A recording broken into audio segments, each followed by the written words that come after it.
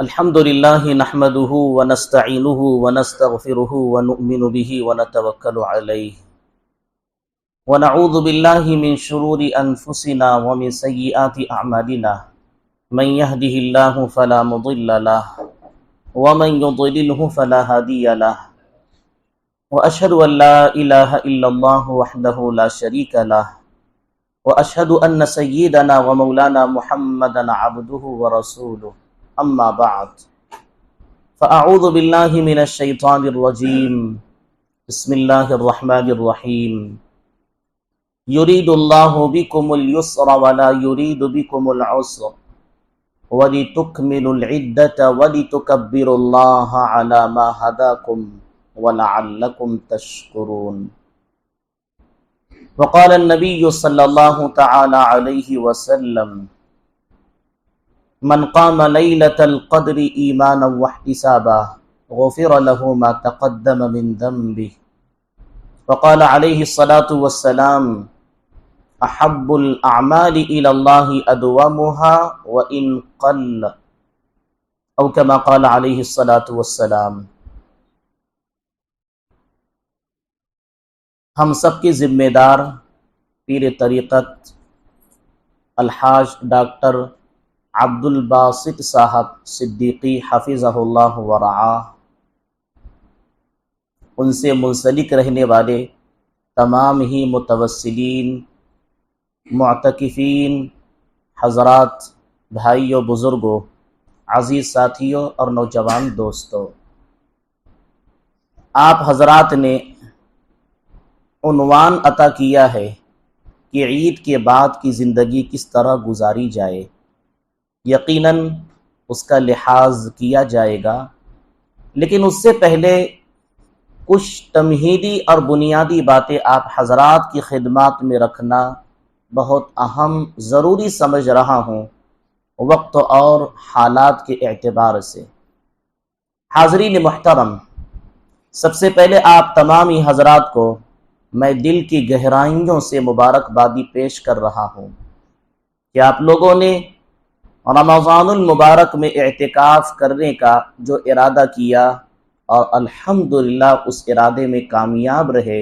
یقیناً بہت بڑا فیصلہ آپ لوگوں نے لیا ہے اور یہ اللہ کا خصوصی انتخاب ہے. بہت سارے لوگ تھے، یقیناً انہوں نے بھی ارادہ کیا کہ ہم بھی رمضان المبارک میں اعتکاف کریں گے. پوری انہوں نے کوشش ضرور کی، لیکن کچھ ایسا عارضہ آ گیا جس کی بنیاد پر وہ آ نہ سکے. اللہ پاک نے آپ لوگوں کا انتخاب فرمایا اور اس عظیم عبادت میں آپ دن و رات الحمدللہ ثم الحمدللہ مشغول اور منہمک ہے. پھر سونے پر سہاگا اس عظیم الشان مسجد میں آپ نے اعتکاف کرنے کا ارادہ کیا، جہاں ہمارے ذمہ داران کی سرپرستی 24 گھنٹہ الحمدللہ قائم و دائم ہے. ایک شاندار انتظام ہے، نظام الاوقات ہے، زندگی گزارنے کا بہترین شیڈول ہے. اس پر مزید انعام. ہو سکتا ہے آپ کہیں اور اعتکاف فرماتے، یقیناً آپ کا وہ اعتکاف قبول ہوتا، لیکن وہاں یہ ترتیب نہ ہونے کی وجہ سے ایک سادہ مزاج مسلمان ان عبادات کو نہیں کرنے پاتا. یہاں جو ماحول الحمدللہ موجود ہے، ہر وقت میں کی جانے والی عبادات کا ایک بہترین انتظام ہے، جس کی وجہ سے ایک سادہ لو انسان، کم پڑھا لکھا بھی مسلمان آ کر ان تمام عبادات اور نیکیوں میں جڑ جائے گا تو اجر و ثواب کا ذخیرہ انشاءاللہ ثم انشاءاللہ اسے ضرور ملے گا. یہ آپ کے لیے دوہری خوشخبری ہے. اعتکاف میں آ جانا تو ہے ہی، لیکن ایسے مقام پر آنا جہاں ایک بہترین انتظام ہے، ترتیب وار عبادات کا سلسلہ الحمدللہ ثم الحمدللہ جاری ہے. اللہ پاک سے دعا ہے کہ اللہ پاک آپ لوگوں کے اعتکاف کو، تمام قسم کی ہر چھوٹی بڑی عبادات کو دعاؤں سمیت بے انتہا قبول فرمائے، اخلاص کی دولت سے مالا مال فرمائے اور اللہ پاک ان نیکیوں میں مزید ترقی، اضافہ، صحت تندرستی سمیت عافیت سمیت نصیب فرمائے، آمین ثم آمین۔ حاضرین محترم، رمضان المبارک کے جتنے ایام اور راتیں فی الحال باقی ہے وہ ہمارے لیے پچھلے دنوں اور راتوں کے مقابلے میں اور زیادہ قیمتی ہے۔ جتنی راتیں اور جتنے دن رمضان المبارک کے گزر چکے وہ تو خیر و برکت والے رہے ہی ہیں، لیکن اب یہاں سے جتنے دن اور رات باقی ہیں وہ پچھلے دنوں اور راتوں کے مقابلے میں اور زیادہ ہمارے لیے قدر و منزلت والے ہیں، اہتمام کو چاہتے ہیں، اور ان کی طرف توجہ، کوشش، فکر ہمارے لیے بہت زیادہ ضروری ہے۔ کیوں؟ اس لیے کہ نبی اکرم صلی اللہ علیہ وسلم کا معمول ہمیں یہی درس و پیغام دے رہا ہے۔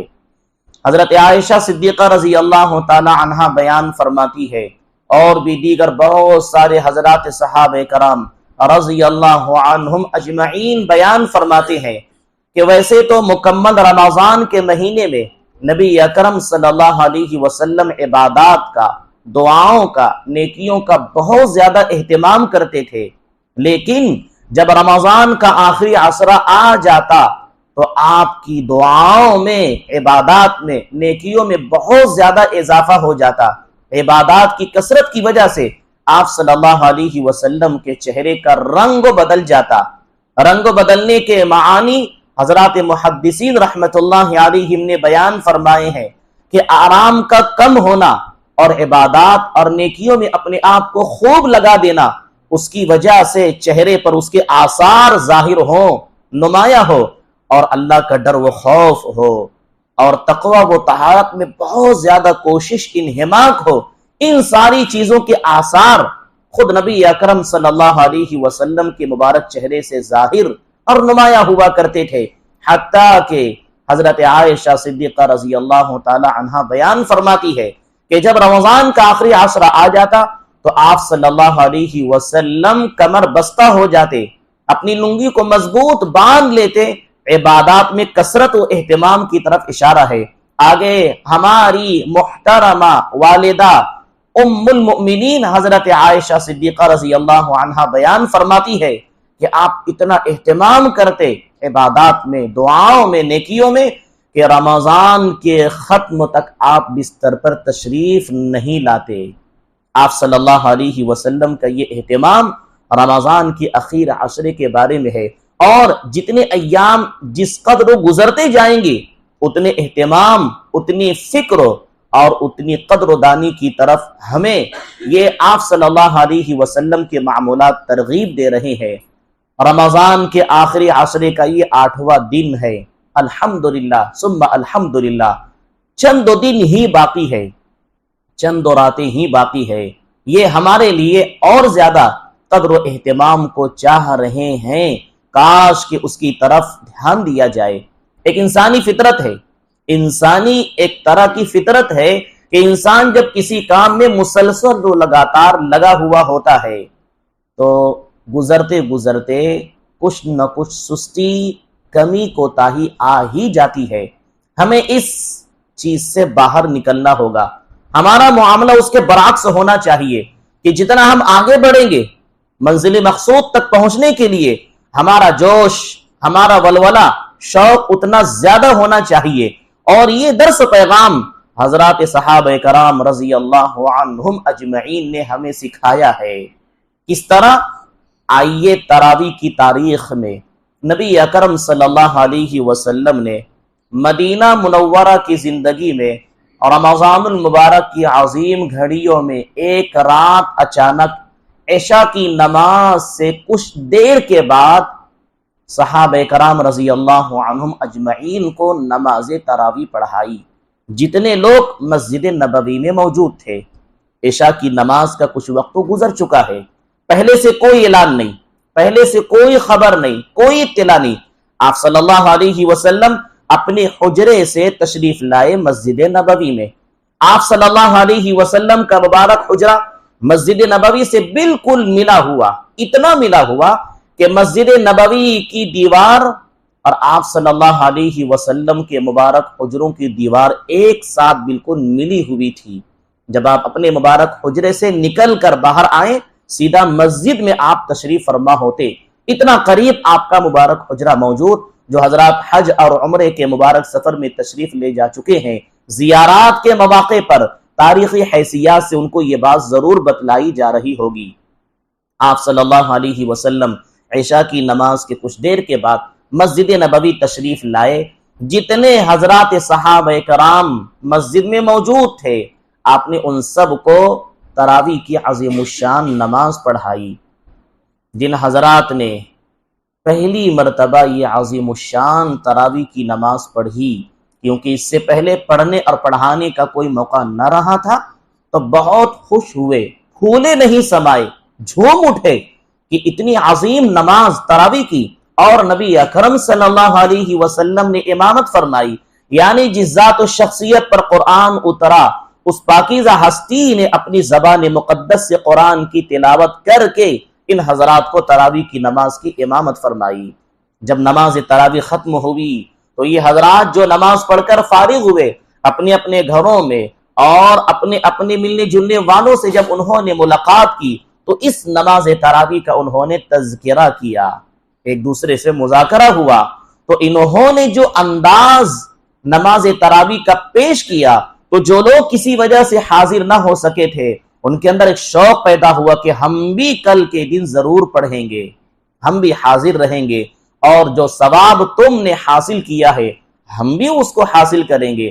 اگلی رات تراویح کی نماز کا جب وقت ہوا تو پوری مسجد الحمدللہ نمازیوں سے بھر گئی۔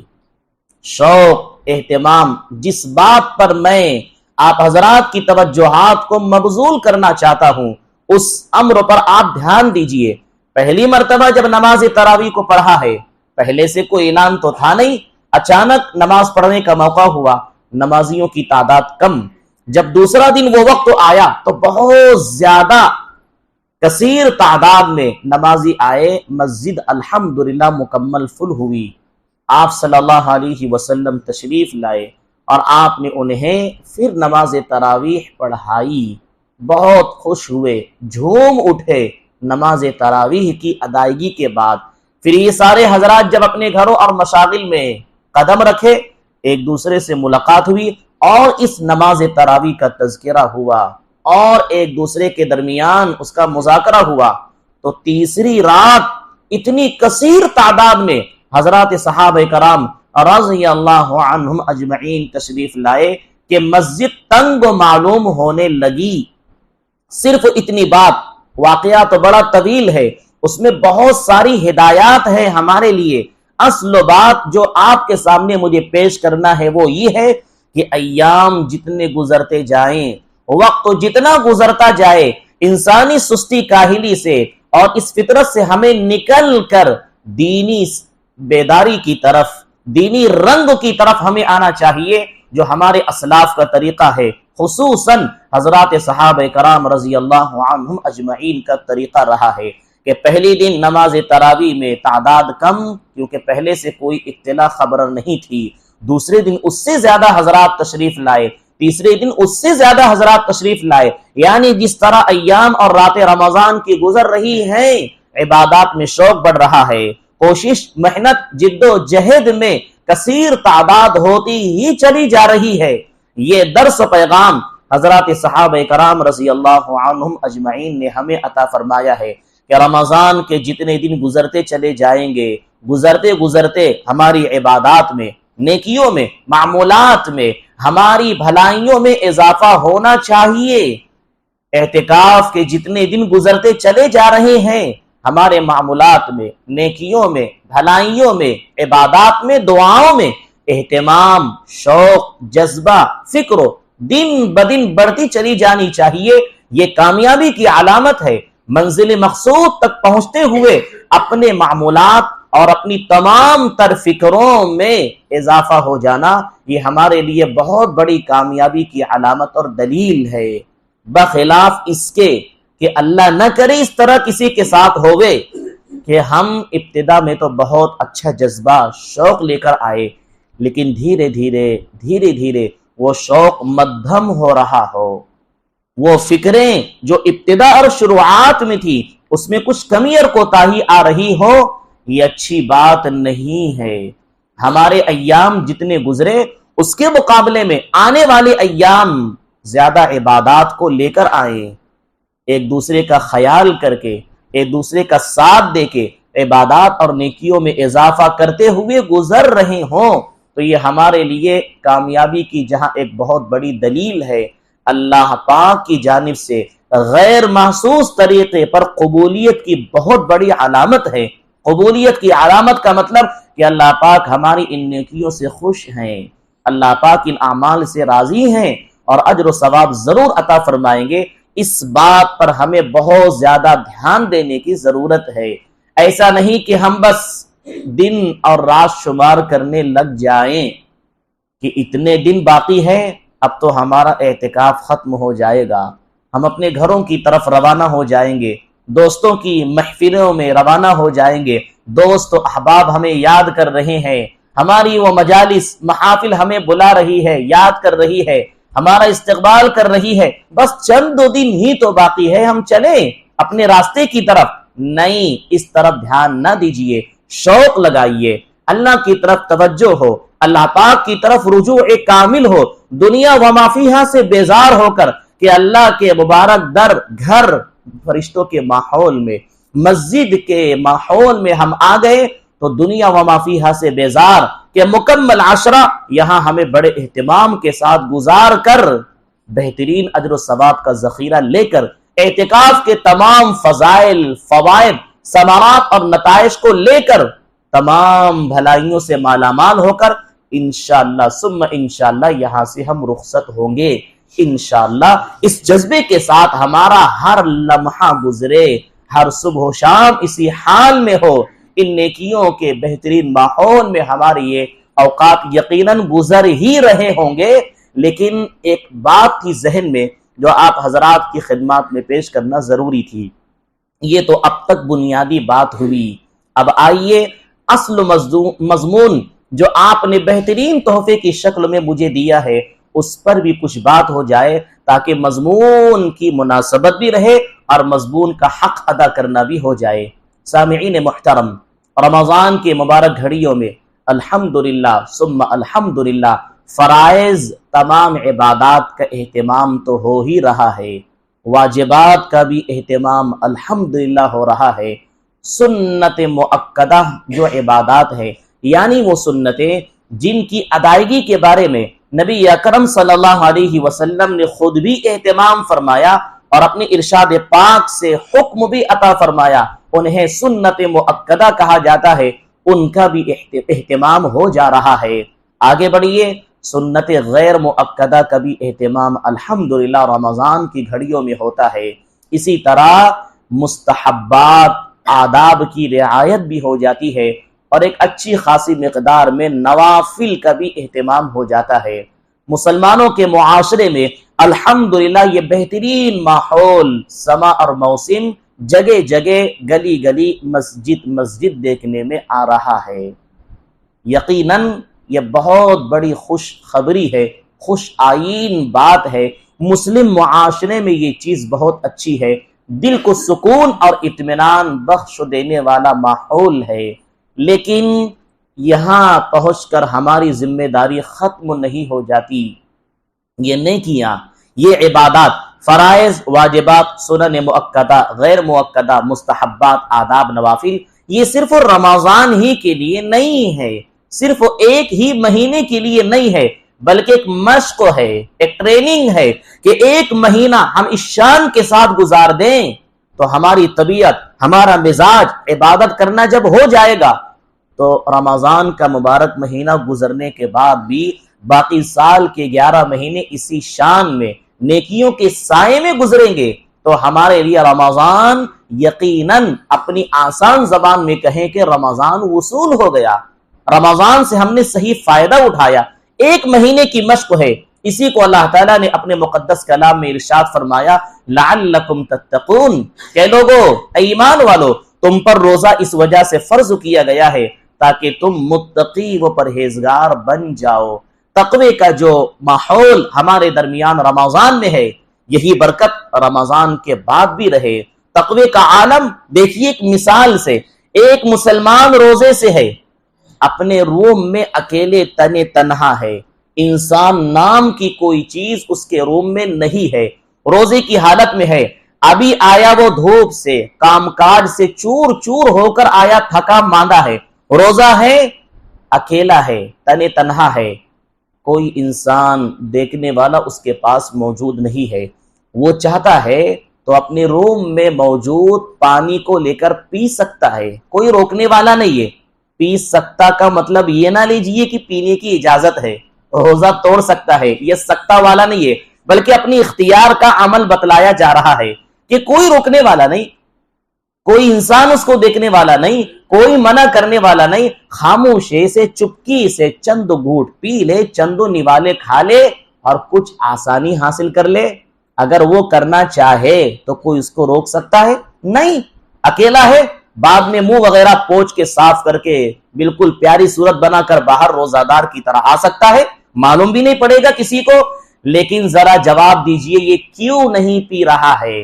تھکا ماندہ ہے، بہت زیادہ کام کاج سے نڈھال ہو کر آیا ہے، پیاس یقیناً لگی ہے، بھوک بھی پریشان کر رہی ہے، لیکن وہ ایک گھونٹ پی نہیں سکتا، لقمے ایک نوالے میں سے کچھ لے نہیں سکتا۔ کیوں؟ اسے یقین ہے کہ میرا روزہ ہے اور اللہ تعالیٰ مجھے دیکھ رہے ہیں، اللہ پاک کی طرف سے مجھے اجازت نہیں ہے کہ میں کچھ کھا لوں، کچھ پی لوں۔ اس ڈر کی وجہ سے وہ کوئی چیز استعمال نہیں کر رہا ہے، اس ڈر کا نام ہی تقوی ہے۔ روزہ رکھ کر اللہ پاک نے ہمیں تقوی کا یہ بہترین انعام تحفہ عطا فرمایا ہے، اس چیز کو سنبھال کر رکھیے، اس چیز کی حفاظت کیجئے، چاروں طرف سے اس کو حصار میں لیجئے۔ یہی چیز، یہی خیال، یہی ذہنیت رمضان گزرنے کے بعد باقی 11 مہینے ہوتے ہوتے مکمل زندگی میں رہے۔ ہر چیز کے بارے میں احتیاط، ہر چیز کے بارے میں فکر رہے کہ اگر میں یہ کام کروں گا تو کیا اللہ تعالیٰ اس سے راضی اور خوش ہوں گے؟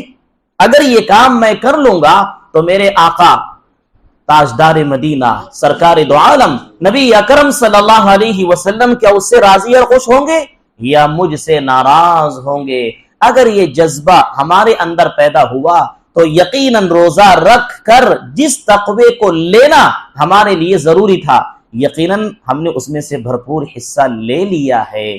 تو رمضان کی مبارک گھڑیوں میں فرائض، واجبات، سنن مؤکدہ، غیر مؤکدہ، مستحبات، نوافل و آداب تک کی رعایت ہو جا رہی ہے۔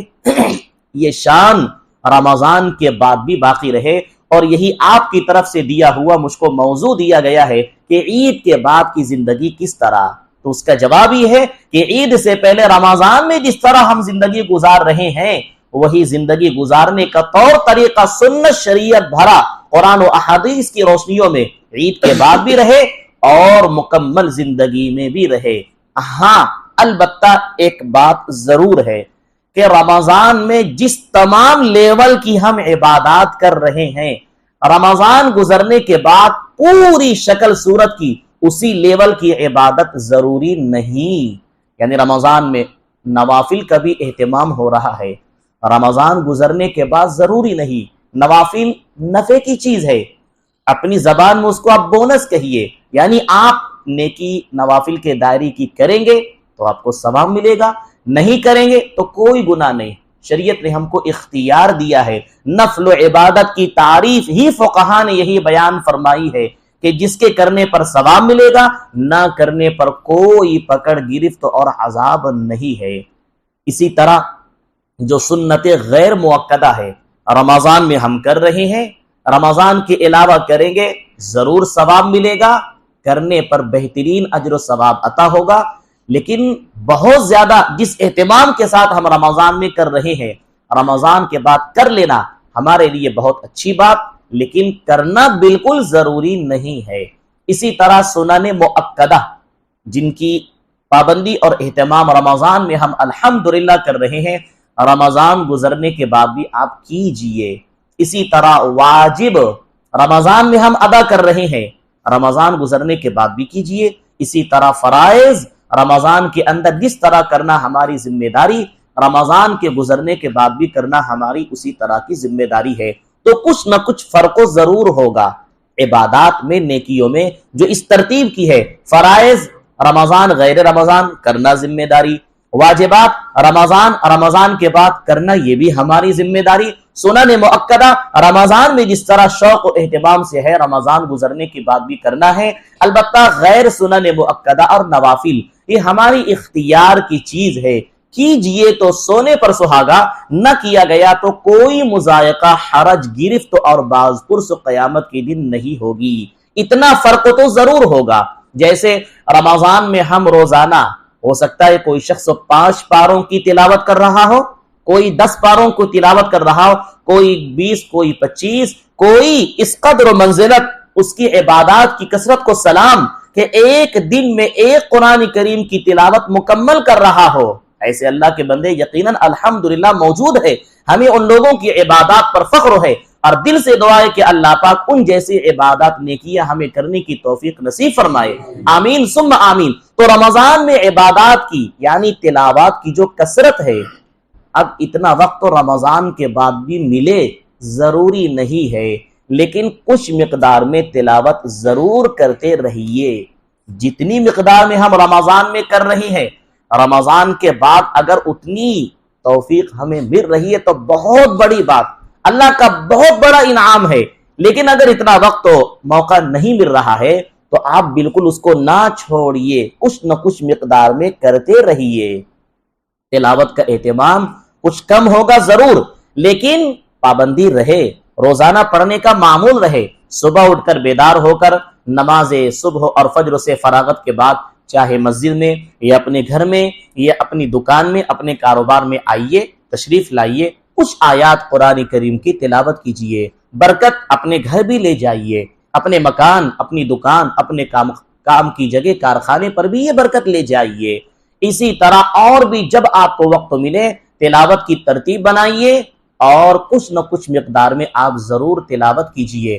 فرائض، واجبات، سنن مؤکدہ تو کرنا ہے ہی رمضان کے گزرنے کے بعد، لیکن یہ نوافل کی ترتیب آپ کو بتلائی جا رہی ہے.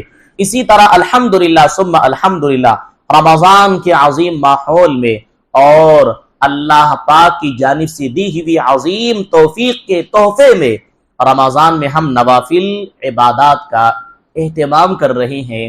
جیسے تہجد کا اہتمام الحمدللہ ثم الحمدللہ، چاشت تو ہے، اوابین ہے، اشراق ہے، صلاۃ التسبیح ہے، صلاۃ التوبہ ہے، تحیۃ المسجد ہے، تحیۃ الوضو ہے، ایک انبار ہے نوافل کا. رمضان میں ان سب کا اہتمام ہو رہا ہے الحمدللہ. رمضان گزرنے کے بعد ایک دم ان کو نہ چھوڑ دیجئے، ایک دم دور نہ ہو جائیے، بلکہ کچھ تعلق لگاؤ رکھیے، گاہے بگاہے ان عبادات کو بھی کرتے رہیے. یہ رمضان کے گزرنے کے بعد یہ ہماری عبادات کی زندگی کا شیڈول ہونا چاہیے، ہماری یہ ترتیب ہونا چاہیے. یہ عبادات کے بارے میں بہت مختصر ایک ترتیب مثال کے طور پر میں آپ کے حضرات کے سامنے رکھنا ضروری سمجھتا تھا. اب آئیے عبادات کے ساتھ ساتھ معاملات کے میدان میں قدم رکھیے. جو قدم بہت ذمہ داریوں والا ہے، بہت جماؤں کو چاہتا ہے، ڈاواں ڈول نہ ہونے پائے.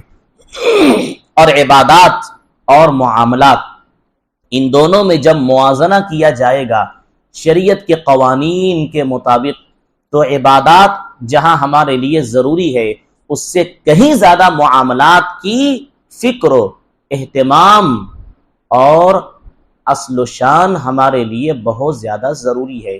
اس کو ہمارے محققین حضرات رحمت اللہ علیہم نے چند الفاظ اور جملوں سے سمجھانے کی بہترین کوشش فرمائی ہے کہ عبادات ہمارے لیے کرنی ضروری ہے اور معاملات میں بھی ہمیں کامل اور مکمل ہونا ضروری ہے.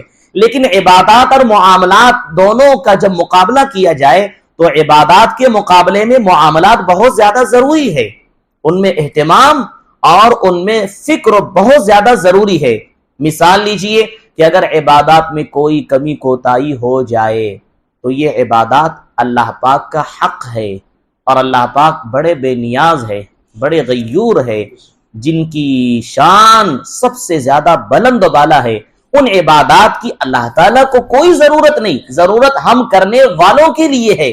ان عبادات میں کوئی کمی کسر کوتاہی رہ جائے، وہ قادر مطلق بادشاہ ہے، مختار کل ہے، وہ جب چاہے معاف کر دے، اپنا حق جب چاہے معاف کر دے، اس کو ان عبادات کی کوئی ذرہ برابر بھی ضرورت نہیں ہے۔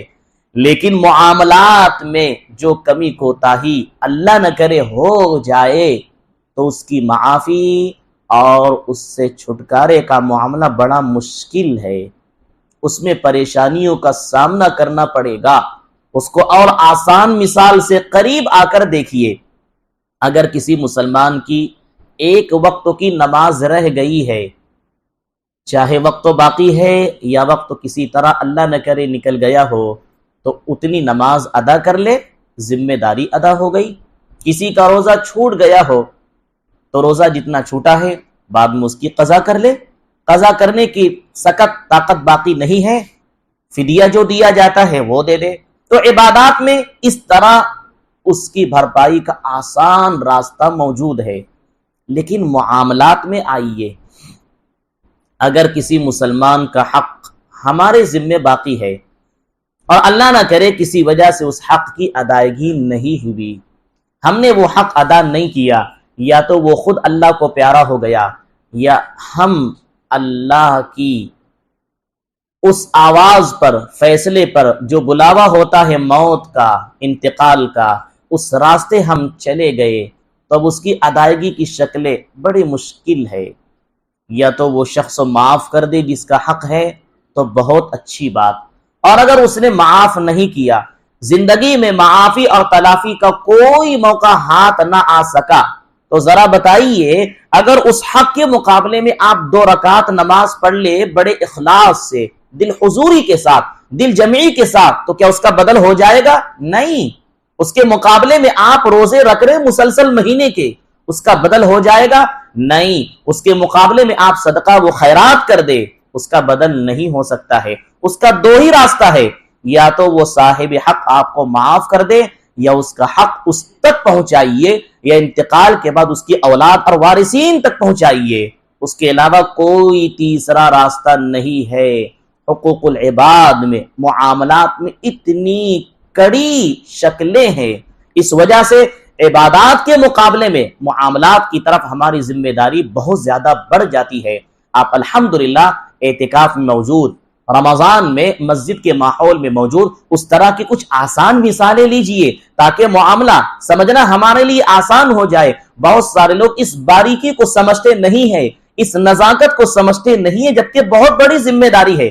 ہم الحمدللہ مسجد کے ماحول میں اعتکاف میں موجود، سارے معمولات ہمارے ہو رہے ہیں، بہت اچھی طرح قابل رشک ہو رہے ہیں، لیکن اللہ نہ کرے کسی بات پر کسی اپنے مسلمان بھائی سے یہی رہتے ہوئے کچھ 2 بات ہو گئی اور ان کے درمیان اور ہمارے درمیان دل میں کچھ میل آ گیا، معمولی سی دشمنی آ گئی، تھوڑی سی دوری ہو گئی، درار پیدا ہو گئی، تو یہ ہمارے لیے اتنی سی غلطی معاملات کی، دن بھر کرنے والے معاملات کو ہلاک و برباد کر دینے کے لیے کافی ہے۔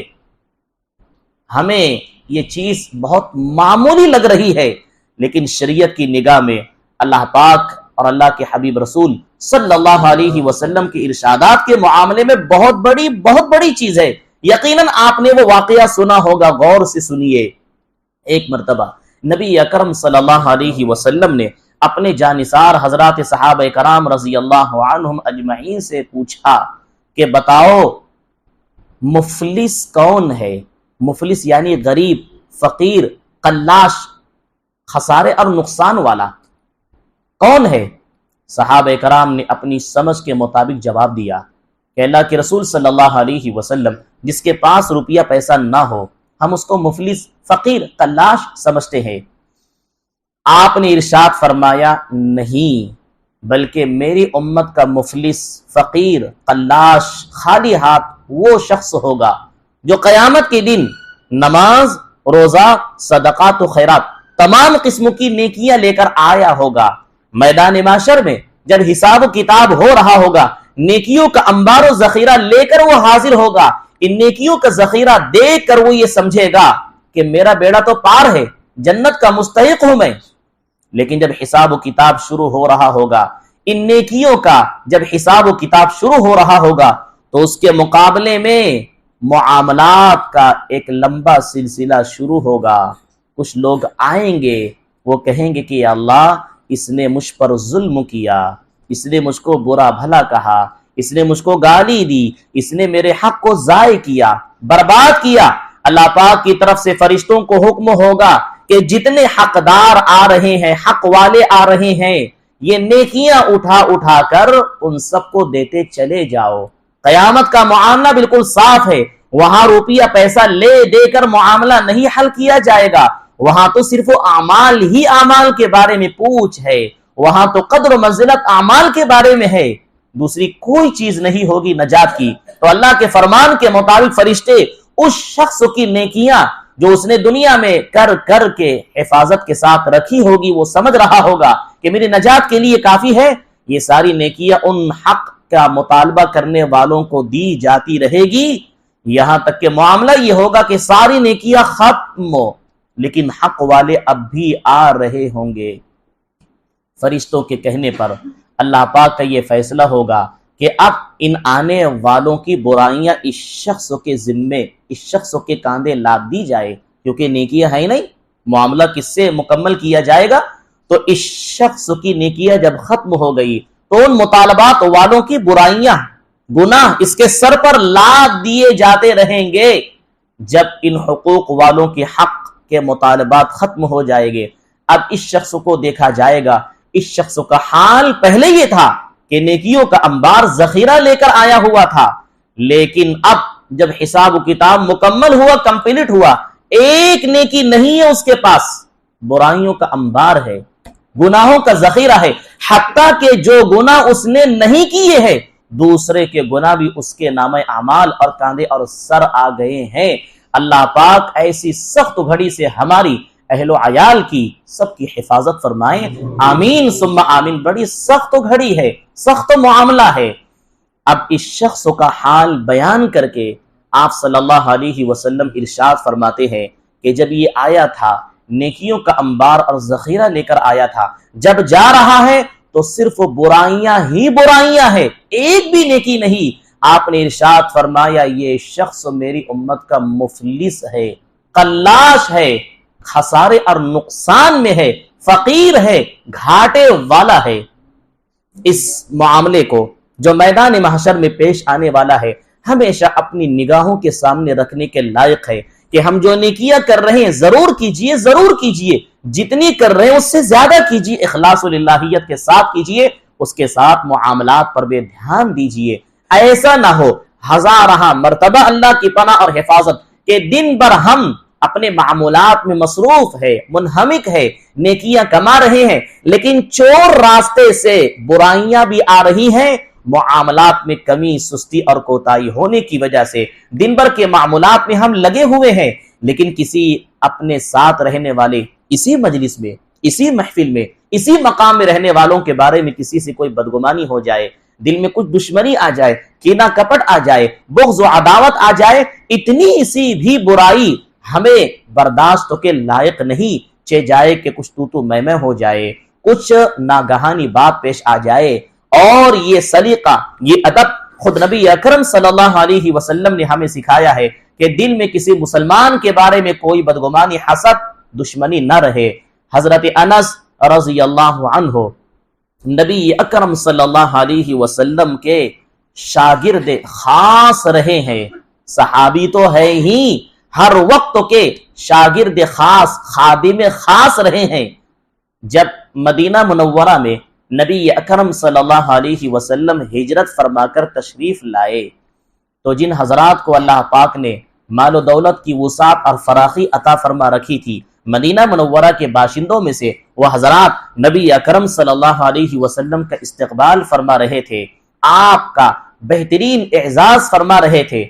हजरत अनस रज़ियल्लाहु ताला अन्हु की वालिदा उसी माहौल में तशरीफ लाई और कहने लगी कि अल्लाह के रसूल सल्लल्लाहु अलैहि वसल्लम, मेरे पास हदिये में, तोहफे में पेश करने के लिए कोई चीज है तो नहीं, मेरा एक छोटा सा बच्चा है अनस, इसी को मैं आपकी खिदमत में दे रही हूं। یہ آپ کی خدمت کریں گے، میرے پاس اس کے علاوہ دینے کے لیے کوئی ہدیہ نہیں، کوئی تحفہ نہیں، یہ بچہ آپ کی خدمت کرے گا۔ بچہ بھی بڑا کمال کا نکلا، واقعی نبی اکرم صلی اللہ علیہ وسلم کی خدمت دن و رات کرتے، ہر وقت کرتے، آپ سے اتنے قریب ہو گئے کہ واقعی ان کا وہ حصہ بن گیا۔ آپ صلی اللہ علیہ وسلم نے اس خدمت اور اس جذبے کے لگاؤ کے پیش نظر آپ نے بڑے پیار سے انہیں ارشاد فرمایا، اے میرے پیارے بچے، اے میرے چہیتے بیٹے انس، اگر تم اس حال میں صبح و شام کرنا چاہو تو ضرور کرو کہ کسی مسلمان کے بارے میں تمہارے دل میں کوئی دشمنی نہ رہے، کوئی بدگمانی نہ رہے۔ اس حال میں اگر تم صبح و شام کرنا چاہو تو ضرور کرو۔ اس کے بعد آپ صلی اللہ علیہ وسلم نے ارشاد فرمایا، اے میرے پیارے بیٹے انس، یہ میری سنت میں سے ہے، یعنی اس طرح زندگی گزارنا کہ اپنے دل میں کسی مسلمان کے بارے میں کوئی بدگمانی نہ رہے، کوئی دشمنی نہ رہے، یہ میری سنت میں سے ہے۔ آگے آپ نے بہترین اعزاز عطا فرمایا، جس نے میری اس سنت سے محبت کیا اس نے مجھ سے محبت کیا، اور جس نے مجھ سے محبت کیا کل قیامت میں جنت میں وہ میرے ساتھ رہے گا۔ الحمدللہ ثم الحمدللہ۔ ایک عمل کہ مسلمانوں کے درمیان اس طرح میل جول کے ساتھ رہو کہ دل میں کوئی حسد نہیں، کوئی بدعنوانی نہ رہے، بدگمانی نہ رہے، حسد کینہ نہ رہے، دل بالکل صاف رہے آئینے کی طرح۔ اس عمل پر گارنٹی نبی اکرم صلی اللہ علیہ وسلم دے رہے ہیں کہ کل جنت میں وہ میرے ساتھ رہے گا۔ اگر دنیا کے کسی معاملے میں کوئی دنیاوی لیول کا بڑا سے بڑا شخص کسی بات میں ہم کو اعتماد دلا دے، گارنٹی کسی بات کی دلوا دے، تو ہم پھولے نہیں سمائیں گے، بہت زیادہ بھروسے پر آ جائیں گے اور دسیوں آدمیوں کو بتاتے پھریں گے کہ فلاں شخص نے مجھے یہ ضمانت دے دی، یہ گارنٹی دے دی، جبکہ دنیا کی وہ گارنٹی دونوں طرح ہے، پوری ہو بھی سکتی، نہیں بھی ہو سکتی، ہو سکتا ہے وہ پوری ہو جائے اور ہو سکتا ہے نہ بھی ہوئے، اور وہ شخص جس نے ہم سے اعتماد کی بات کہی ہے وہ مکر بھی سکتا ہے، وہ بات پوری بھی کر سکتا ہے، نہیں بھی کر سکتا ہے، دونوں بات، لیکن اس سے بہت بڑے درجے والی، ہزارہ ان گنت مقام و مرتبے والی بات، پتھر کی لکیر سونے کے پانی سے لکھنے کے لائق وہ ارشادات جو نبی اکرم صلی اللہ علیہ وسلم نے بیان فرمائے ہیں، آپ کی وہ حقیقت بھری 100% یقینی گارنٹی کہ اس طرح عمل کرنے والا مسلمان کل آپ کے ساتھ جنت بھی ہوگا، یہ بہترین اعزاز ہمیں رمضان کے اندر بھی اور رمضان گزرنے کے بعد بھی اپنانے کی بہت بڑی ضرورت ہے۔ آج افسوس کے ساتھ کہنا ہے، کوئی شکایت نہیں، ایک دل کی دل بھری آواز ہے، جگہ جگہ اختلاف، جگہ جگہ توڑ، گھر کی چہار دیواری میں چند افراد کے درمیان رہتے ہوئے گھر سے باہر نکلیے، گلیوں میں، محلوں میں آگے بڑھیے، سوسائٹی میں، خاندان میں، کنبے میں، حتیٰ کہ مسجد، مدرسہ، دینی ادارہ، دنیاوی ادارہ، تعلیم گاہیں، سر حیران و پریشان، دماغ حیران و پریشان کہ یہ وبا، یہ بیماری کب ختم ہوگی، مسلمان اس جنجال سے کب باہر نکلیں گے۔ اور وہ اصل پیغام جو نبی اکرم صلی اللہ علیہ وسلم نے حضرت انس رضی اللہ تعالیٰ عنہ کو دیا تھا کہ اے میرے پیارے بچے انس، اگر تم صبح و شام اس حال میں کرنا چاہو تو ضرور کیجئے کہ کسی مسلمان کے بارے میں تمہارے دل میں کوئی بدگمانی نہ رہے، کوئی دشمنی نہ رہے، اس حال میں تم صبح و شام کرنا چاہو تو ضرور کیجئے۔ ہماری صبح و شام بھی اسی شان کے ساتھ یقیناً گزرنی چاہیے، رمضان کے ماحول میں بھی اور رمضان کے گزر جانے کے بعد بھی۔ رمضان کے گزر جانے کے بعد آپ کی پہلی ذمہ داری، آپ کو کہنے سے پہلے میں اپنے آپ کو سب سے پہلے مخاطب کر رہا ہوں اور اس کی پوری کوشش کرتا جاتا ہوں کہ کسی بھی مسلمان کے بارے میں آپ کی کوئی بدگمانی، کوئی دشمنی، حسد ہو، فوراً اسی رمضان کی مبارک گھڑیوں میں ختم کرنے کی کوشش کیجئے۔ اگر آپ اعتکاف میں ہیں، اعتکاف سے باہر جا کر وہ چیز ہوگی تو اللہ نے آپ کو وہ سہولیات عطا فرمائی ہے کہ موبائل آپ کے پاس موجود ہے۔ دنیا دار لوگ اس موبائل کو غلط کام میں استعمال کر رہے ہیں، آپ اس کے اس نیک کام میں من جملہ دیگر نیک کاموں میں استعمال کیجئے، ان لوگوں سے پہل ہو کر، خود ہو کر آگے بڑھ کر معافی تلافی کیجئے۔ یہ نہ دیکھیے آپ بڑے ہیں، سامنے والا چھوٹا ہے، یہ نہ محسوس کیجئے کہ آپ کا مرتبہ مقام کیا ہے اور وہ تو بے حیثیت ہے، وہ مقام مرتبے والا نہیں ہے۔ یہ سب چیز دور رکھیے اور اپنی ذمہ داری کو پیش کرنے کی کوشش کیجئے۔ اگر وہ یہاں نہیں ہے، دور ہے، ابھی ملاقات نہیں ہو سکتی ہے، رمضان گزرنے کے بعد مسجد کے ماحول سے آپ باہر نکلیں گے، اعتکاف سے باہر نکلیں گے، تو ان لوگوں کے پاس آپ جائیے، ان لوگوں سے ملاقات کیجئے۔ کسی وجہ سے انسان ہونے کے ناطے دنیاوی جھمیلوں میں پڑھ کر جو بات ہو چکی ہے، جو نہیں ہونی چاہیے، اس کا صفایا کیجئے، اس کا خاتمہ کیجئے۔ یہ بہت اہم چیز ہے۔ لین دین ہے، حقوق باقی ہے، قرضوں کی ادائیگی اس کو بھی ادا کیجئے۔ عید کے بعد کی زندگی اس شان کے ساتھ ہماری شروع ہو، آغاز ہو، رمضان کی عبادت، نیکیاں، ماحول اس شان کے ساتھ لے کر ہم نکلے کہ زندگی کا ایک نیا قدم ایک تقوی کے ماحول میں ہمارا اٹھے، چلے، رکھا جائے۔ اس شان کے ساتھ عید کے بعد کی زندگی کا آپ آغاز کیجئے، شروعات کیجئے۔ لین دین، کاروبار زندگی میں چلتے ہیں، معاملات ہے، اس کی صفائی کی طرف دھیان دیجئے۔ قرض باقی ہے، ضرور لوٹائیے۔ آج لوگ کہتے ہیں کہ قرض کوئی دینے والا نہیں ہے، ضروریات ہم کہاں سے انجام دیں، کہاں سے ادا کریں۔ لوگ اپنی کم عقلی کی وجہ سے بینک کا راہ لے لیتے ہیں، راستہ لیتے ہیں اور لون کی بنیاد پر قرض لیتے ہیں، خود بھی تباہی اور بربادی کی طرف جا رہے ہیں اور سوسائٹی کو، خاندان کو بھی تباہی کی طرف لے جا رہے ہیں۔ اس کے اور کئی مقاصد ہیں، اس میں سے اہم مقصد قرضوں کو چکایا نہیں جا رہا ہے، اس لیے کوئی دینے کے لیے تیار نہیں ہوتا، کوئی راضی نہیں ہوتا، جبکہ اس کی ادائیگی ہمارے لیے بہت ضروری ہے۔ اس امر پر ایک حدیث پاک آپ کے سامنے بیان کرتا ہوں۔ نبی اکرم صلی اللہ علیہ وسلم کے زمانے میں جب کسی مسلمان مرد و خاتون کا انتقال ہوتا، مکمل تیاری ہو گئی، کفن ہے، نہلانا ہے، مکمل تیاری، بس نماز جنازہ کا وقت بالکل قریب ہے، آپ صلی اللہ علیہ وسلم کو اطلاع دی جاتی، اگر آپ نماز جنازہ پڑھا کے لیے وقت کی فرصت میں ہوتے، کسی اور اہم دینی ضروری کام میں نہ ہوتے، تو آپ تشریف لاتے، جنازہ بالکل تیار، نماز پڑھانے کے لیے آپ صلی اللہ علیہ وسلم تشریف لاتے۔ آپ نماز جنازہ پڑھانے سے پہلے تمام حاضرین سے پوچھتے کہ انتقال کرنے والے مسلمان مرد ہے یا خاتون، ان کے ذمے کوئی قرض باقی ہے؟ اگر جواب ملتا نہیں، کوئی قرض باقی نہیں، آپ آگے بڑھتے اور نماز جنازہ پڑھا دیتے۔ قرآن کریم میں اللہ پاک نے یہ اعزاز بیان فرمایا کہ نبی صلی اللہ علیہ وسلم کا نماز پڑھا دینا لوگوں کے لیے سکون، مغفرت اور بخشش کا باعث ہے۔ جن انتقال کرنے والے کی نماز جنازہ آپ صلی اللہ علیہ وسلم پڑھا دے، ان کی مغفرت یقینی، یہ فرمان اللہ تعالیٰ نے قرآن کریم میں ذکر فرمایا۔ سورہ توبہ میں اللہ پاک کا فرمان اِنَّ صَلَاتَكَ سَكَنٌ لَهُمْ، کہ آپ کا نماز پڑھا دینا ان لوگوں کے لیے سکون یعنی مغفرت کا باعث ہے۔ آپ نماز جنازہ پڑھا دیتے، اس انتقال کرنے والے کا بیڑا پار، الحمدللہ ثم الحمدللہ۔ لیکن اگر کسی انتقال کرنے والے کی نماز جنازہ کے لیے آپ صلی اللہ علیہ وسلم کو بلایا جاتا، خبر اطلاع دی جاتی، آپ تشریف لاتے، آپ پوچھتے معمول کے مطابق کہ انتقال کرنے والے کی ذمہ قرض ہے، حقوق باقی ہے، جواب ملتا ہاں ہے، آپ اسی وقت اعلان فرماتے، ہے کوئی ذمہ داری لینے والا؟ ورثہ میں سے، اولاد میں سے، رشتہ داروں میں سے، تعلق رکھنے والوں میں سے کوئی ذمہ داری لے گا قرضوں کی ادائیگی کی، اس حق کی؟ اگر کوئی ذمہ داری لیتا تو آپ آگے بڑھتے، نماز جنازہ پڑھا دیتے۔ اور اگر تیسری بات یہ ہوتی کہ قرض ہے، اعلان کے باوجود کس کے اندر ذمہ داری لینے کی حیثیت ہی نہیں، سادگی کا زمانہ تھا، فقر و تنگ و دستی ہے، غریبی گھر گھر موجود تھی، کوئی ذمہ داری لینے جیسا نہیں ہوتا، قرض باقی ہے، آپ صلی اللہ علیہ وسلم ارشاد فرماتے کہ اپنے مسلمان بھائی کی نماز جنازہ تم خود ہی پڑھ لو، آپ نہیں پڑھاتے تھے۔ کتنی بڑی محرومی! آپ کا نماز جنازہ پڑھا دینا مغفرت یقینی، سکون کا باعث ہے، لیکن دوسری جانب معاملات باقی ہے، حقوق باقی ہے، قرض باقی ہے، مظالم باقی ہے۔ اگر وہ کلیئر نہیں ہو رہے ہیں تو آپ صلی اللہ علیہ وسلم نماز جنازہ کیوں پڑھائیں گے؟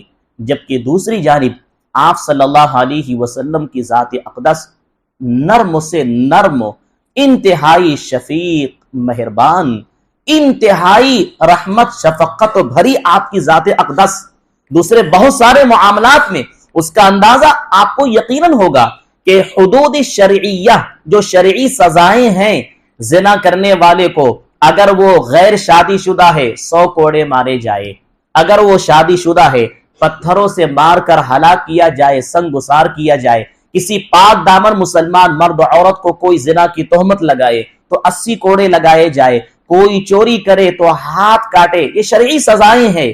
حکومت اسلامیہ کے موجود ہونے کے وقت ان شرعی سزاؤں کو نافذ کیا جائے گا۔ ایسے حالات میں اور امت کو سمجھانے کے لیے، آئندہ رہبری اور رہنمائی کے لیے جب ایسے حالات پیش آتے کسی مسلمان پر یہ سزا جاری کی جاتی تو اللہ کا حکم فرمان اس کو جاری کرنا ہے، کرنے کے بعد آپ صلی اللہ علیہ وسلم اس سے بڑے فکر مند ہوتے، بڑے متفکر ہوتے کہ یہ کیوں ایسا معاملہ ہو گیا۔ یہ آپ کی شفقت بھری ذات کا ادنا کرشمہ ہے، اور بھی بہت سارے معاملات میں، لیکن آپسی حقوق کا معاملہ اتنا سنگین ہے، اللہ کی اٹل ہے کہ اس میں کوئی دو رائے نہیں ہے۔ آپ صلی اللہ علیہ وسلم چاہتے ہیں کہ سامنے والے کی مغفرت ہو جائے، چاہتے ہیں کہ بخشش ہو جائے، لیکن معاملہ ایسا آ چکا ہے کہ آپ کو وہاں نماز جنازہ پڑھانے کی اجازت نہیں ہے، کوئی گنجائش نہیں ہے، تو سب طرح کی محبت، پیار اور کوششوں کے باوجود بھی آپ صلی اللہ علیہ وسلم نماز جنازہ نہیں پڑھاتے تھے۔ یہ حقوق کی ادائیگی، معاملات کے کلیئر رکھنے اور درست رکھنے پر بہت ہی کافی اچھی نصیحت موجود ہے۔ لہٰذا رمضان کی مبارک گھڑیوں میں جو نیکیاں عبادات ہم کر رہے ہیں ان کی حفاظت یہ ہماری بہت بڑی ذمہ داری۔ عید کے بعد کی زندگی میں کس طرح ہمیں قدم رکھنا، اس کا اہم عنوان یہ ہے کہ جو نیکیاں عبادات ہم کیے ہیں ان کی حفاظت ضروری ہے۔ قرآن کریم میں اللہ تعالیٰ کا ارشاد ہے کہ ایمان والو اللہ کی اطاعت کرو اور اللہ کے رسول صلی اللہ علیہ وسلم کی اطاعت کرو، وَلَا تُبْطِلُوا أَعْمَالَكُمْ، اور اپنے اعمال کو باطل نہ کرو، اپنی نیکیوں کو باطل نہ کرو۔ نیکیاں بھی کرنے کے بعد باطل ہو جاتی ہے، کس طرح؟ ہم نے نیکیاں کمائی ہے، نیکیوں کا ذخیرہ رمضان کے مبارک مہینے میں تمام تر عبادات کر کے ہم نے کر لیا ہے، الحمدللہ ثم الحمدللہ، لیکن رمضان گزر جانے کے بعد، عید کے بعد ان نیکیوں میں سستی لاپرواہی ہو جائے، فرائض میں کمی کوتاہی سستی، واجبات میں سنن موقدہ کا کوئی اہتمام نہیں، اللہ کے حقوق عبادات کو تو کیا لیکن اللہ نہ کرے معاملات میں کمی ہو گئی، سستی ہو گئی، حقوق کو ضائع اور پامال کرنا ہو گیا، آپسی سلوک سب ختم ہو گئے، تو یہ کی ہوئی نیکیاں ضائع اور برباد ہو جاتی ہے، یہ کی ہوئی نیکیاں غارت ہو گئی، مٹی میں مل گئی۔ ابھی جو میدان محشر کا واقعہ معاملات کے کلیئر کرنے کا جو آپ کے سامنے بیان کیا گیا، اس کا اصل و نتیجہ یہی ہے کہ جو شخص نیکیاں لے کر آیا تھا، دوسروں کے حقوق باقی تھے، وہ سب نیکیاں کس طرح ضائع ہوئی، کس طرح برباد ہوئی۔ تو رمضان میں کی ہوئی نیکیوں کو حفاظت سے رکھنا ہے، سنبھال کر رکھنا ہے، اور قیامت تک حساب و کتاب کی گھڑی تک ہمیں لے جانا ہے۔ اس کو سنبھال کر رکھنا، حفاظت سے رکھنے کا بہترین طریقہ یہ ہے کہ جس طرح ابھی ہم نیکیوں میں لگے ہیں، عید کے بعد بھی نیکیوں میں لگے رہیں، معاملات کی صفائی ستھرائی کا خیال ابھی جس طرح ہمارے ذہنوں میں ہے، عید کے بعد بھی ضرور رہے۔ یہ ہمارے لیے بہت بڑی ذمہ داری ہے، اور اس ذمہ داری کے ساتھ اپنا قدم عید کے بعد کی زندگی میں رکھیے۔ اللہ پاک سے دعا ہے کہ اللہ پاک ان تمام نیکیوں کے طفیل ہمیں عید کے بعد بھی تقوی، طہارت، اصلاح واللہیت کی ان تمام تر کوششوں اور فکروں کے ساتھ زندگی کا ایک نیا قدم رکھنے کی اور شروع کرنے کی ہمیں توفیق نصیب فرمائے۔ اللہ پاک رمضان کی ان تمام عبادات کو بے انتہا قبول فرمائے۔ جتنے دن باقی ہے اتنے دنوں کا صحیح اہتمام، قدر و منزلت پہچاننے اور اسی کے مطابق ہمیں عمل اور زندگی شروع کرنے کی توفیق نصیب فرمائے۔ آمین ثم آمین، وآخر دعوانا ان الحمدللہ رب العالمین۔ اگر وقت زیادہ ہوا ہوگا تو خوشی سے اس کو آپ برداشت کر لیجئے، کیونکہ جب اس ماحول میں آئے میں سمجھ رہا ہوں کہ اپنوں میں آیا ہوں، اس لیے بات ختم کرنے کا جی لگ ہی نہیں رہا تھا۔ جب بات شروع کرو تو اس میں بات ایک ترتیب سے چلنا، جہاں ایک تقریر اور بیان کرنے والوں کی اپنی تیاری ہوتی ہے، وہاں سننے والوں کا شوق بھی بہت بڑا عمل دخل رکھتا ہے۔ سننے والوں کا یہ شوق آئندہ آسانی کے لیے ہوتا ہے، اس لیے شاید 1 گھنٹے کے قریب بات ہو چکی ہے۔ اگر معمولات کے مطابق وقت زیادہ ہوا تو آپ خوشی خوشی برداشت کیجئے گا، اللہ آپ کو جزائے خیر عطا فرمائے۔ درود شریف پڑھ لے، مختصر دعا کر لے۔ بسم اللہ الرحمن الرحیم، الحمدللہ رب العالمین، والصلاة والسلام علی سید الانبیاء والمرسلین وعلی آلہ واصحابہ اجمعین۔ ربنا آتنا فی الدنیا حسنہ وفی الآخرۃ حسنہ وقنا عذاب النار۔ یا اللہ ہمیں دین کی صحیح سمجھ عطا فرما، دین پر چلنا ہمارے لیے آسان فرما۔ یا اللہ ہمیں آپ کے ارشادات اور آپ کے حبیب رسول صلی اللہ علیہ وسلم کے ارشادات کی صحیح قدر کرنے کی توفیق عطا فرما۔ یا اللہ عبادات اور معاملات دونوں ہی کا ہمیں بھرپور خیال رکھنے اور اہتمام کرنے کی توفیق عطا فرما۔ یا اللہ اس اہتمام میں آپ کی مدد شامل حال فرما۔ یا اللہ ہر بات ہر کام اخلاص و للہیت کے ساتھ کرنے اور کہنے کی توفیق عطا فرما۔ یا اللہ اخلاص کا جوہر زندگی بھر نصیب فرما۔ ریا، نام و نمود و شہرت دکھلاوے سے ہماری حفاظت فرما۔ یا اللہ ہمارے ہر قسم کے گناہوں کو معاف فرما۔ یا اللہ صغیرہ کبیرہ تمام گناہوں کو معاف فرما، جان کر انجان کر، خطا سے غلطی سے سب طرح کے ہر قسم کے گناہوں کو یا اللہ پاک معاف فرما۔ یا اللہ یہ رمضان کا مبارک مہینہ آپ کی طرف سے بخشش کا مہینہ ہے، مغفرت کا مہینہ ہے۔ یا اللہ آپ ہی معاف فرمانے والے ہیں، معافی کو بے حد پسند فرماتے ہیں، معافی کی بڑی سخاوت آپ ہی کے پاس ہے۔ یا اللہ آپ کے خزانے میں معافی کے سلسلے میں کوئی کمی نہیں، آپ قادر مطلق بادشاہ ہے۔ یا اللہ آپ جسے چاہے جب چاہے جس طرح معاف فرما سکتے ہیں، آپ کو معافی کے بارے میں کوئی روک ٹوک نہیں۔ یا اللہ آپ ہمیں معاف فرما دیں تو آپ کا کوئی نقصان یقیناً نہیں ہوگا۔ یا اللہ اگر آپ ہمیں معاف نہیں فرمائیں گے تو یا اللہ ہمارا خطرناک زبردست نقصان ہو جائے گا۔ اگر یہ معافی کا تحفہ ہمیں نہ ملا تو یا اللہ ہمارا خطرناک دشمن شیطان خوش ہو جائے گا۔ یا اللہ اس شیطان کو ذلیل، رسوا اور نامراد کر دیجئے اور ہم سب کے ساتھ معافی کا فیصلہ مقرر فرمائیے۔ یا اللہ جس طرح دنیاوی ایک فقیر، ذلیل، حقیر حالت لے کر کسی شخص کے در آ کر کوئی درخواست تو لے کر آتا ہے، یا اللہ اس دنیاوی حقیر فقیر سے بھی کم وسعت حیثیت والے آپ کے در کے فقیر اور بھکاری ہم ہو کر آپ کی خدمت میں آئے ہیں، معافی کے طلبگار ہے، گناہوں کا اقرار ہے۔ یا اللہ ہم سب کو معاف فرما۔ یا اللہ ہماری توبہ قبول فرما۔ یا اللہ بخشش کا پروانہ ہمارے حق میں قبول فرما۔ یا اللہ پاک رمضان کی مبارک گھڑیوں میں ہر دن و رات آپ جہنم سے بے شمار لوگوں کو آزاد فرماتے ہیں، خلاصی کا پروانہ عطا فرماتے ہیں، لوگوں کی گردنوں کو جہنم سے آزاد فرماتے ہیں۔ یا اللہ ان لوگوں میں ہمیں شامل فرما، ہماری اولاد کو، نسلوں کو شامل فرما، ہمارے متعلقین کو شامل فرما، ہم سے تعلق رکھنے والوں کو شامل فرما۔ یا اللہ یہ بہترین اعزاز ہمیں عطا فرما۔ یا اللہ رمضان کی تمام تر بھلائیوں اور خیر و برکات سے ہمیں مالا مال فرما۔ یا اللہ رمضان بھر کی ہوئی تمام ہی عبادات کو بے انتہا قبول فرما۔ یا اللہ رمضان کی نسبت انسان ہونے کے ناطے ہماری نادانی کی وجہ سے جو کوتاہیاں ہوئی ہوں گی، یا اللہ اس جرم عظیم کو معاف فرما۔ یا اللہ رمضان کے جتنے دن و رات باقی ہے، یا اللہ ان کی ہمیں صحیح قدر کی توفیق عطا فرما۔ یا اللہ اہتمام کی ہمیں توفیق عطا فرما۔ یا اللہ ہم لوگ بولتے اور وعدہ تو بہت کچھ کرتے ہیں، یا اللہ اس سے زیادہ ہمیں کرنے کی توفیق عطا فرما، اس سے زیادہ نیکیاں ہمیں سمیٹنے کی توفیق عطا فرما۔ یا اللہ رمضان المبارک کی اس مبارک گھڑی میں پوری دنیا میں خاص طور سے امن و امان قائم و دائم فرما، اور عام طور سے سارے ہی اوقات، ایام، مہینوں اور دنوں میں یا اللہ پوری دنیا میں جہاں کہیں مسلمان آباد ہے ان کی دین، ایمان، عزت، آبرو، جان و مال کی حفاظت فرما۔ یا اللہ سارے عالم کے مسلمانوں کی نصرت و مدد فرما۔ یا اللہ ہم تمام مسلمانوں کو ایک اور نیک بنا، آپسی اتحاد و اتفاق عطا فرما، ایک دوسرے کا ادب و احترام دلوں میں پیدا فرما، ایک دوسرے کے حقوق اسلامی احکامات کے مطابق ہمیں انجام دینے کی توفیق عطا فرما۔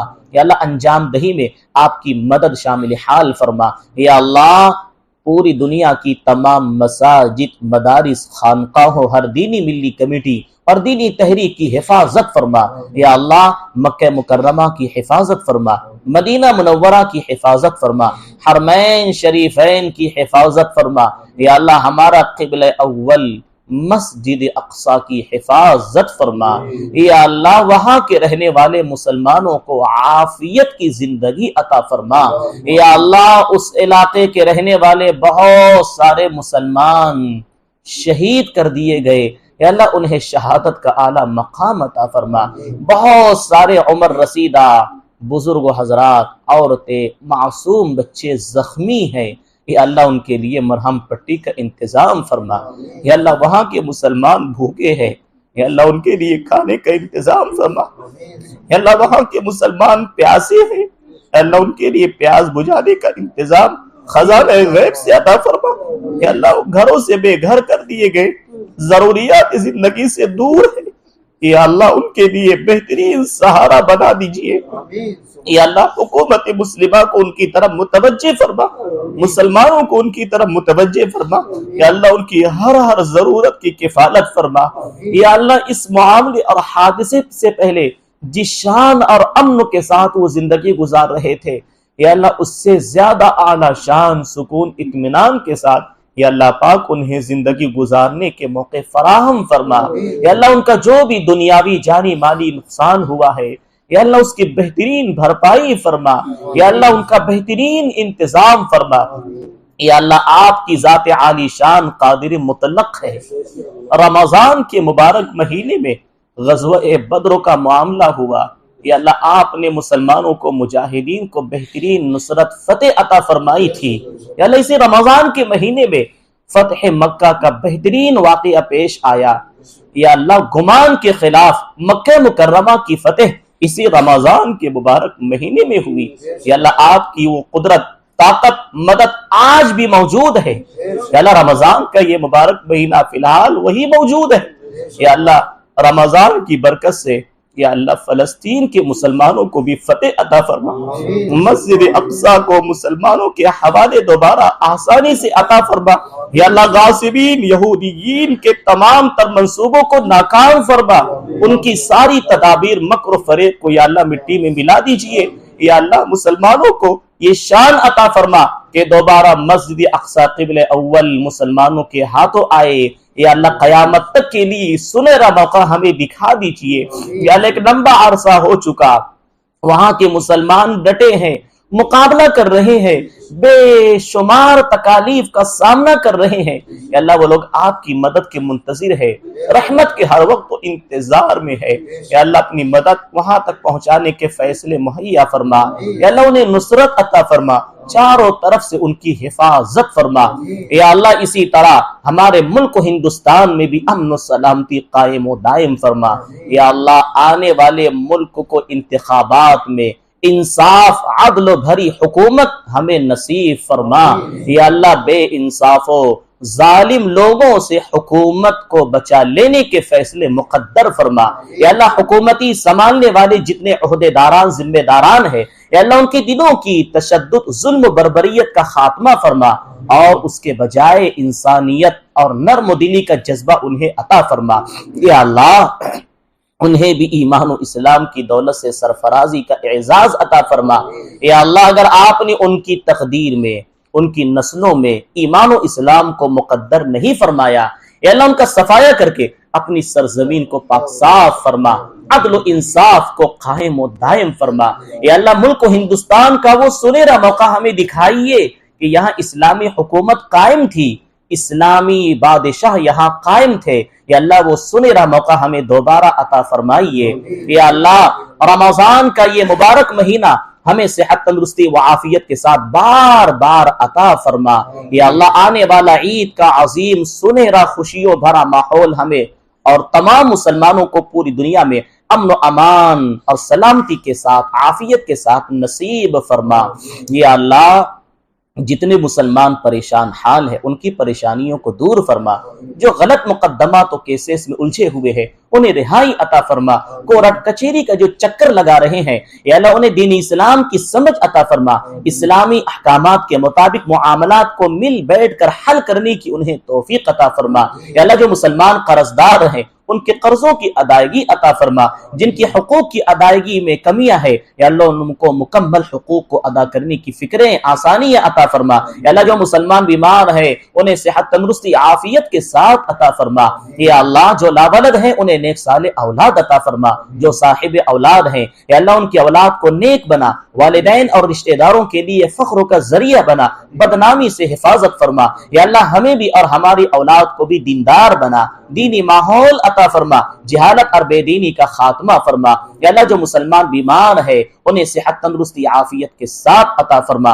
شفا یابی کی تلاشی میں جتنا روپیہ پیسہ انہوں نے خرچ کیا یا اللہ پاک اس کا بہترین صلہ انہیں دونوں جہان میں عطا فرما، یا اللہ جتنے مسلمان اس دنیا سے انتقال کر چکے ہیں یا اللہ ان سب کی اور ہماری بھی مغفرت فرما، یا اللہ ان کی قبروں میں جنت کی نعمتوں کے پہنچانے کے فیصلے مقدر فرما، یا اللہ ان مرحوم لوگوں کی قبروں کو یا اللہ جنت کا باغیچہ بنا دیجئے، جہنم کا گڑھا بننے سے ان کی حفاظت کیجئے، یا اللہ ان کی قبروں پر رحمت کی بارش کا نزول فرما، یا اللہ عذاب قبر سے ان کی حفاظت فرما، یا اللہ میدان محشر کی تمام تر سختیوں سے ہماری اور ان کی بھی حفاظت فرما، یا اللہ پاک دنیا میں جتنی بھی زندگی ہو ایمان کی سلامتی کے ساتھ عافیت کے ساتھ عطا فرما، یا اللہ جب اس دنیا سے رخصت ہونے کا وقت ہو آپ کی رضامندی اور کلمہ طیبہ زبان پر جاری فرما، یا اللہ آپ کی مدد اس وقت خاص طور پر شامل حال فرما،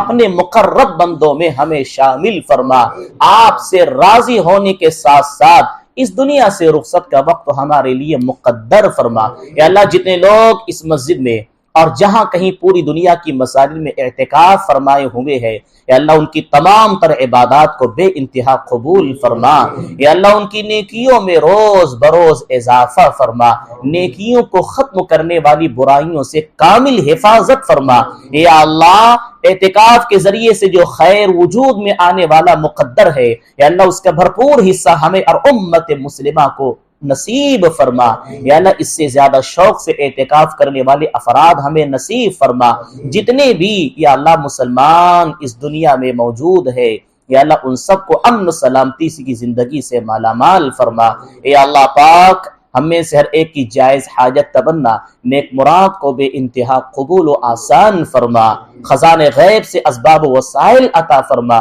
یا اللہ رمضان کی ہر گھڑی میں ایک نہ ایک وقت دعا کی قبولیت کا ہوتا ہے، یا اللہ ہم نے جو کچھ مانگا اپنی ناقص سمجھ بوجھ ٹوٹے پھوٹے الفاظ میں مانگا ہے، یا اللہ رمضان کی قبولیت کے طفیل دنیا و آخرت کی تمام ضروریات اور جو مانگنے سے رہ گیا ہے اپنی سخاوت کے طفیل وہ سب کچھ بھی ہمیں نصیب فرما، ہم میں سرے کی جائز حاجت تمنا نیک مراد کو بھی انتہا قبول فرما، یا اللہ جن لوگوں نے دعاؤں کے لیے کہا ہے انہیں بھی اپنے اپنے نیک مقاصد میں کامیابی اور کامرانی عطا فرما، یا اللہ پاک آپ ہی نے ہمیں دعا کرنے کا حکم دیا ہے، دعا کی قبولیت کا بھی وعدہ فرمایا ہے، یا اللہ رمضان بھر جتنی دعائیں جہاں کہیں ہو رہی ہے یا اللہ ان ساری ہی دعاؤں کو بے انتہا قبول فرما، قبولیت کا اعزاز عطا فرما، یا اللہ اسی طرح ہماری اس دعا کو اپنے فضل و کرم سے بے انتہا قبول فرما، وصلی اللہ تعالی علی خیر خلقہ سیدنا محمد